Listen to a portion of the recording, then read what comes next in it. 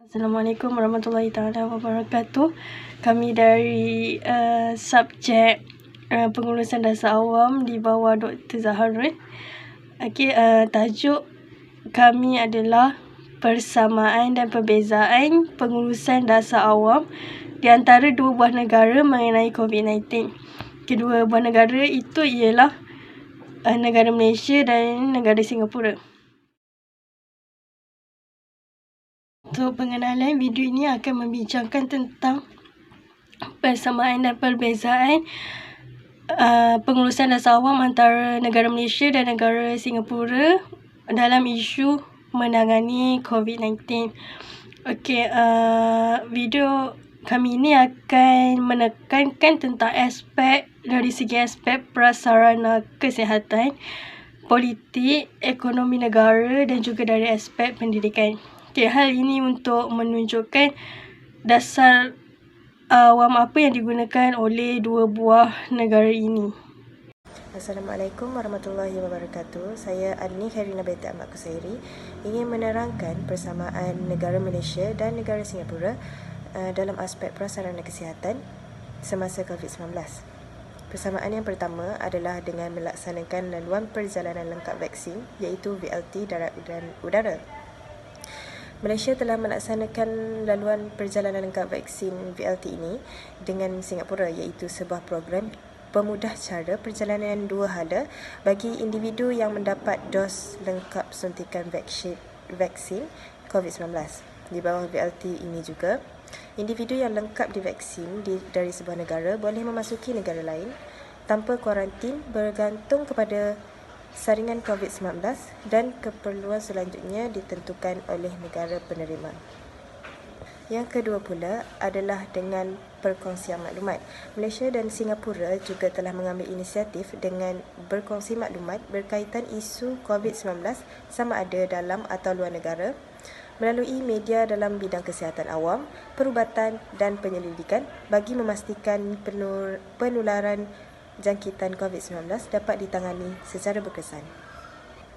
Seterusnya, saya akan menerangkan perbezaan negara Malaysia dan negara Singapura dalam aspek prasarana kesihatan semasa COVID-19.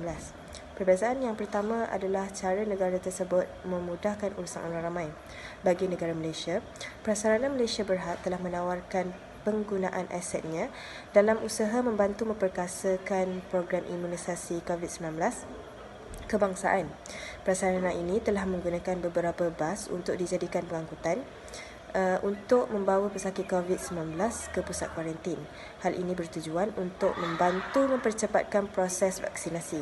Pihaknya juga bersedia untuk menubuhkan pusat vaksinasi sementara untuk ditempatkan di beberapa stesen LRT yang dilihat bakal memudahkan urusan orang ramai. Dan pada itu, tawaran untuk menggunakan kaki tangan prasarana ini sebagai sukarelawan juga bagi membantu meringankan beban kaki tangan KKM dan secara tidak langsung dapat memastikan kelancaran program imunisasi COVID-19 kebangsaan. Bagi negara Singapura pula, kerajaan Singapura telah menanggung beban yuran kesihatan yang berkaitan dengan kos penjagaan COVID-19 untuk semua warga Singapura, pemasratin tetap dan pemegang pas jangka panjang tidak termasuk mereka yang disahkan positif selepas pulang daripada perjalanan ke luar negara. Seterusnya, perbezaan yang kedua adalah dari segi klinik kesihatan. Malaysia telah menyediakan sebanyak 1,016 klinik kesihatan dan manakala bagi Singapura telah menyediakan 600 klinik kesihatan awam yang telah mula beroperasi di bandar bagi memberikan rawatan, penyiasatan atau perubatan yang disubsidikan oleh pihak kerajaan. Sekian, terima kasih. Saya, Nur Nurin Kasna binti Mak Rizam, S66802 akan menceritakan perbezaan negara Malaysia dengan negara Singapura dalam aspek politik ketika COVID-19. Salah satunya adalah pengisytiharan darurat yang di-Pertuan Agong YDPA telah mengisytiharkan darurat pada 11 Januari 2022 atas nasihat Kabinet bagi melancarkan gerak kerja kerajaan untuk melawan COVID-19. Darurat bukanlah suatu perkara yang mudah untuk diputuskan oleh YDPA. Namun, dalam keadaan peperangan luar biasa ini, tindakan yang luar biasa perlu dilakukan oleh semua pihak, terutamanya pemerintahan negara. Manakala, Singapura tidak mengisytiharkan darurat. Malahan pada 10 Julai 2020, Singapura telah mengadakan pilihan raya parlimen yang ke-14. Ini juga merupakan kali pertama pilihan raya umum diadakan di Asia Tenggara semasa pandemik COVID-19, terutama keadaan di Singapura masih serius dan kes memuncak pada masa itu. Seterusnya adalah persamaan negara Malaysia dan negara Singapura dalam aspek politik ketika COVID-19. Salah satunya ialah berlaku kerjasama erat di antara Malaysia dan Singapura. Hubungan serta kerjasama erat Malaysia dan Singapura dalam mengenangi COVID-19 berjaya mewujudkan satu kawasan epidemiologi yang akhirnya menyaksikan pembukaan sepadan kedua-dua negara selepas lebih 2 tahun ditutup. Dua buah negara itu juga sering bertukar-tukar pandangan bagaimana untuk menjalani kehidupan selepas berlakunya pandemik COVID-19 dengan selamat dan peranan teknologi dalam mengukuhkan lagi penyampaian sistem kesihatan negara. Assalamualaikum, nama saya Nur Syamimi Faizah binti Johari. Di sini saya akan menerangkan berkaitan dengan persamaan negara Singapura dengan Malaysia dari segi aspek ekonomi sewaktu COVID-19. Antara persamaan negara Singapura dengan Malaysia adalah menurut Tan Sri Muhyiddin Yassin, Malaysia dengan Singapura perlu meningkatkan kerjasama untuk mengelakkan berlakunya penularan COVID-19. Persamaan yang dilakukan adalah dalam bentuk penyelidikan dan pengembangan vaksin COVID-19. Antara contohnya, negara Singapura dengan Malaysia telah melakukan penyelidikan berkaitan dengan ubat-ubatan dan vaksin yang perlu digunakan kepada masyarakat untuk mengelakkan penularan wabak COVID-19 ini.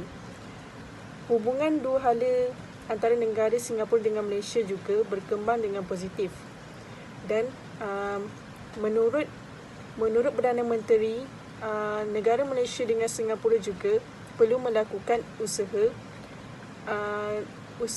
yang dilakukan adalah menerusi penerokaan bidang sains teknologi supaya mereka dapat lagi mencegah penularan COVID-19 ini dengan lebih segera. Seterusnya, saya akan menerangkan perbezaan negara Singapura dengan Malaysia dari aspek ekonomi sewaktu COVID-19. Perbezaan kedua-dua buah negara ini adalah dari segi prosedur standard operasi iaitu SOP yang dilakukan oleh kedua-dua buah negara ini. Negara Singapura menggariskan bahawa hanya individu yang bergejala sahaja melakukan ujian calitan. Berbanding dengan negara Malaysia, individu yang ingin kembali ke Johor dari Singapura diwajibkan untuk melakukan ujian calitan iaitu dengan mengambil sampel di tekak atau belakang hidung untuk mengelakkan berlakunya peningkatan kes import atau penularan wabak COVID-19.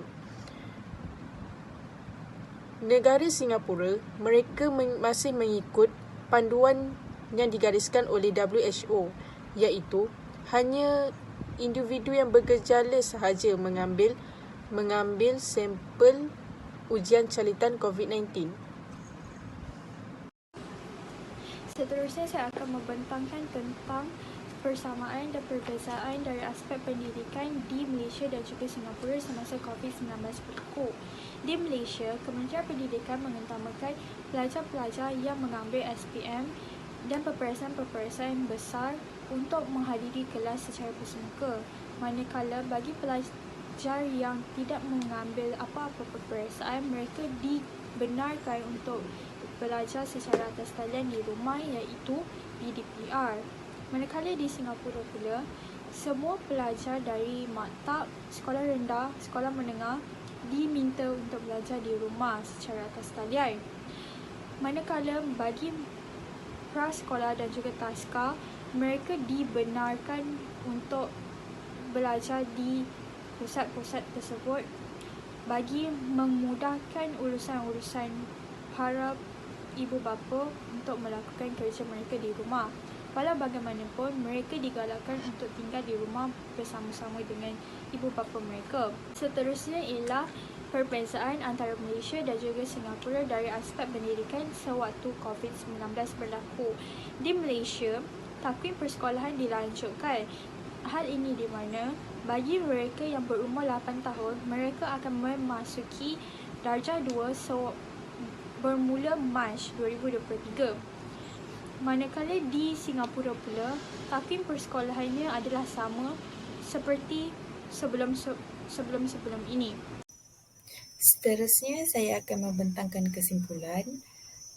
Secara kesimpulannya, kedua-dua negara iaitu Malaysia dan Singapura mempunyai persamaan dan perbezaan yang tersendiri dalam menangani pandemik COVID-19. Kedua-dua negara ini mempunyai persamaan dan perbezaan dari aspek prasarana kesihatan, aspek politik, ekonomi negara dan aspek pendidikan. Dapat dilihat juga kedua-dua negara ini membuat keputusan yang terbaik untuk negara mereka agar dapat mencegah penularan COVID-19 ini. Itu sahaja daripada kumpulan kami. Sekian, terima kasih.